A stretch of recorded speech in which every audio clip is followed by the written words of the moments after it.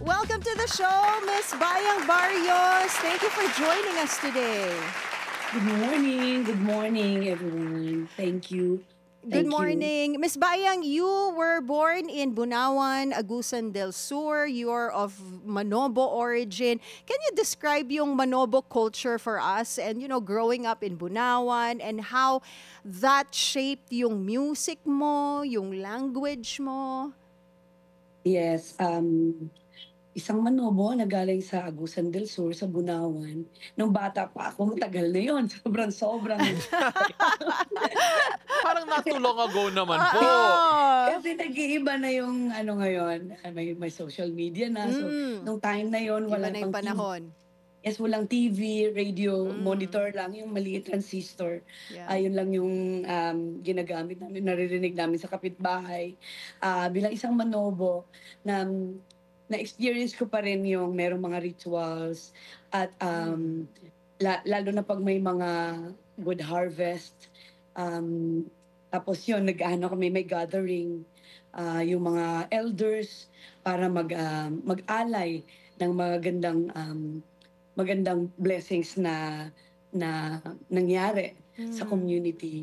Tapos, siyempre, katagalan, marami nang dumarating na mga kapwa, mga Filipinos na naging kaibigan, pero dahil nga sa nakikita nila na hindi pa rin naman nila alam kung ano yung kultura, nagsasabi sila na, ay naku, ano itong mga Manobo, ito mga aswang to, or yung mga ganun.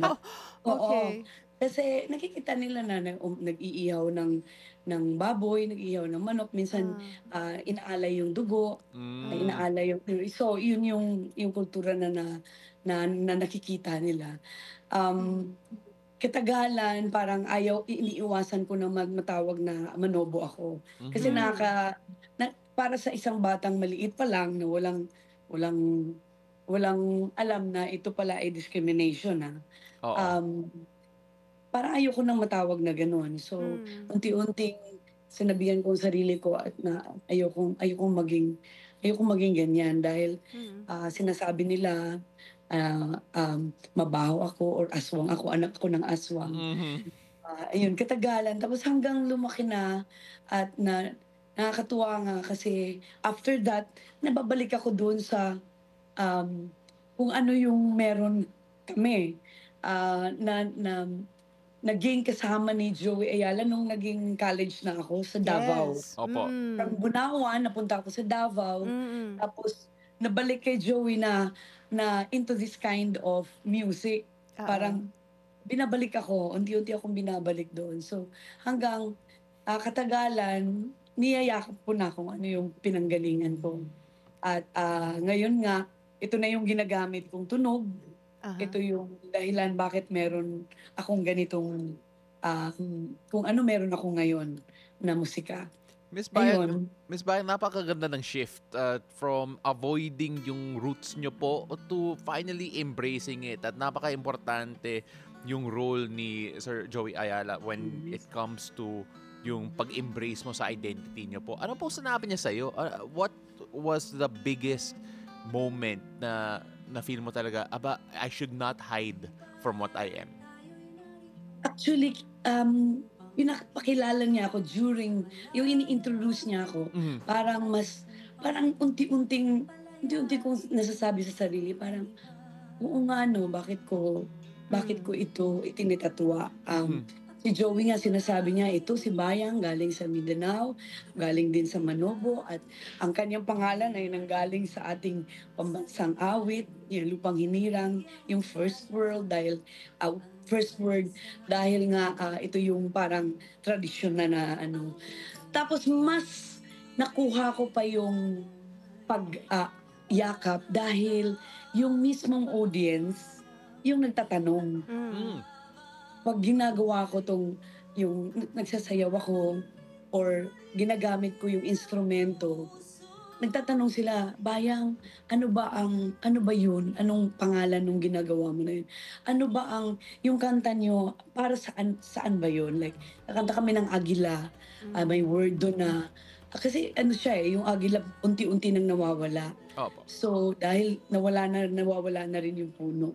Pero nung time na yon, ang lakas ng war between military and NPAs. So lalo na sa Davao.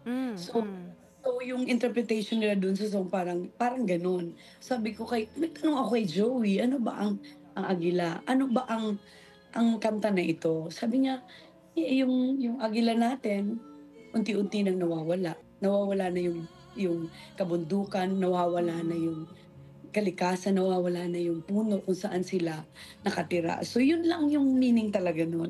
So yun din, yung sinasabi ko sa mga nanonood. Isa, dalawa o tatlong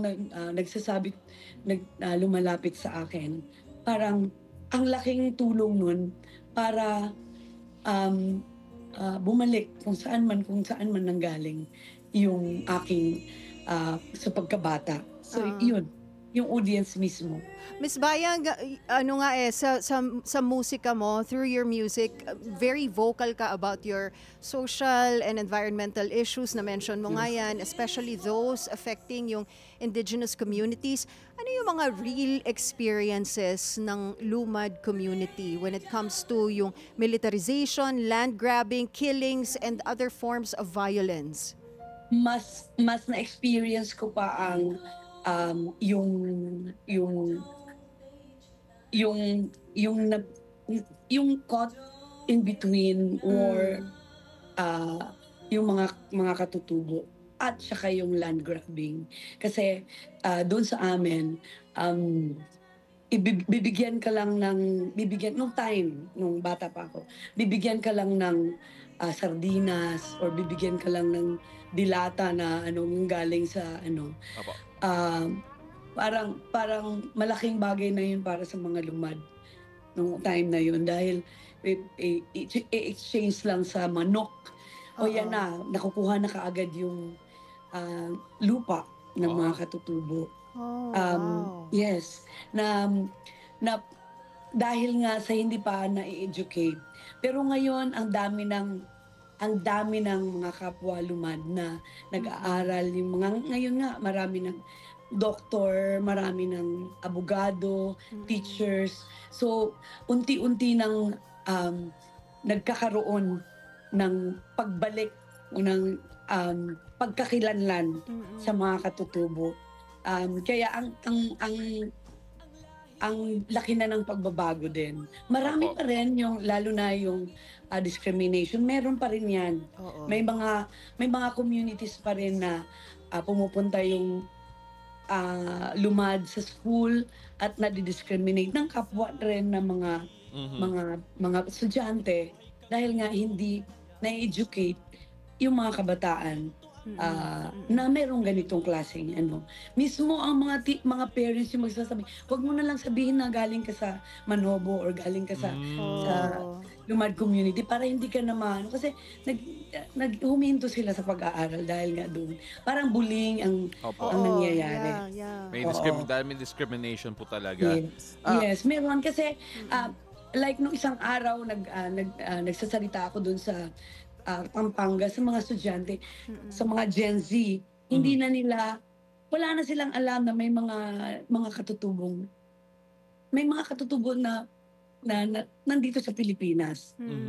Ganun ka sabi ko, di ba meron yan sa school, nilalagay nasa history book.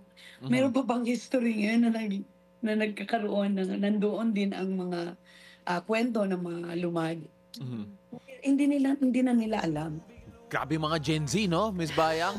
Pero Miss Bayang... Ikaw ba yun, Paolo? Ikaw ba yun? hindi po. Mukha lang Gen Z, pero hindi po ako Gen Z. Pero, Ma'am Bayang, when we talk about yung gaano ka-importante, gaano kahalaga na yung pride of being katutubo, Manobo, Lumad, especially for the younger generation ng mga katutubo po, they're actually proud of it. They're actually being able to express who they are. Nasabi mo po kanina, mismo yung mga magulang are actually telling their kids, don't show that you're na indigenous ka.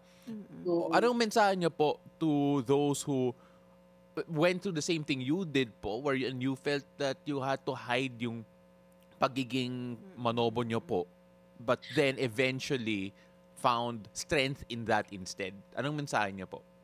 Ang laki nga ng yung ginagawa ko na 'to, ang laki ng impact sa kanila, lalo na sa mga community, yung mga bata. 'Pag nai-invite ako sa communities, nagtatanong sila, paano ka ba naging nakilala sa national? Ang sabi ko sa kanila, kasi para sa kanila, ikaw po ang aming inspiration. Hindi ko alam na ganun yung impact sa kanila. Sabi ko, ako yung nawawala kasi nandun ako sa national. Nandun ako sa Manila. Ang layo ko sa community. Ang layo ko kung ano yung, meron pa ang kultura, meron kami. Kayo ang nandito.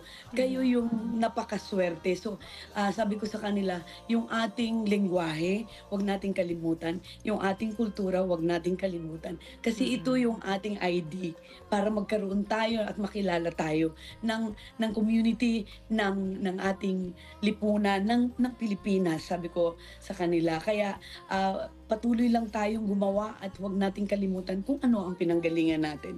Lagi ko yung sinasabi. Kasi ako, na-experience ko na yon at bumabalik ako through music. Ito na lang, parang sa akin, ito yung nagagawa ko. Kahit papaano, kahit nawala ako, maibabalik ko man lang sa ganitong paraan.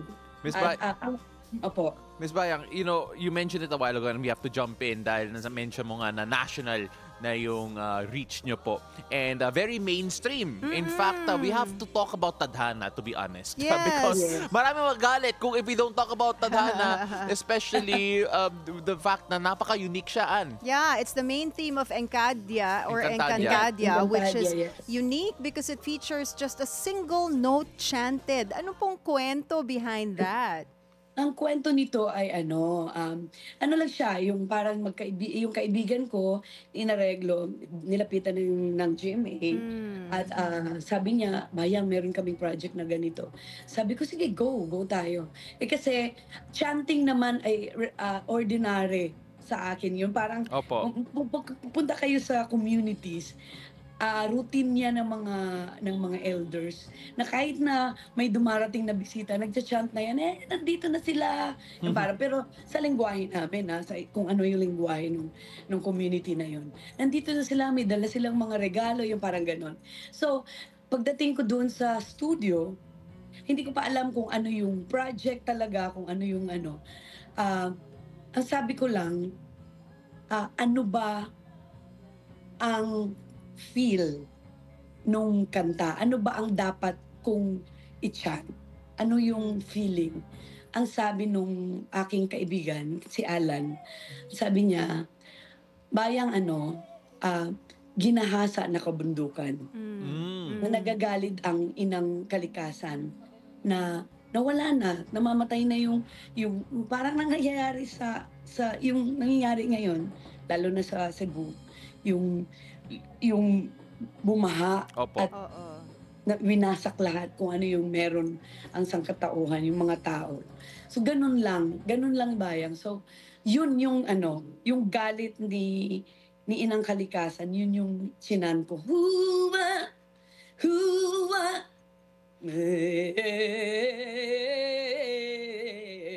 ganon. Lumabas lang siya ng kusa. Ma'am, alam ko via Zoom lang to, pero ay nagka-goosebumps ako doon. Ganda. Miss Bay. Galit siya. Kaya ganun yung lumabas. Opo. So, parang war. War chant. War chant siya. Pero sa akin yon. Kasi hindi ko naman sinasabi na authentic na yon. Hindi na siya authentic. Kung pumunta ka na lang sa community, maririnig mo na lang yung pinaka-authentic yung mga elders na nagcha-chant. So meron na siyang sinasabi niyo kanina, pop na siya, yung naging pop na siya, pero hindi na siya talaga yung authentic na authentic. Hindi yan ang naririnig. Kasi pag sa community,